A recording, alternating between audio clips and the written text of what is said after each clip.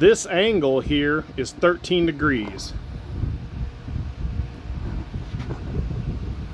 So what I did, I used an angle finder, and what I did, this is the same, this is oak, I washed it in steel wool and vinegar to kind of darken it up.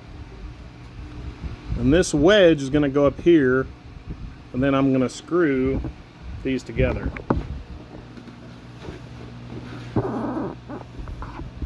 Let me know if you've ever tried the trick with steel wool and vinegar. That's what it's looking like about 15 minutes after. That's 15 minutes after putting it on.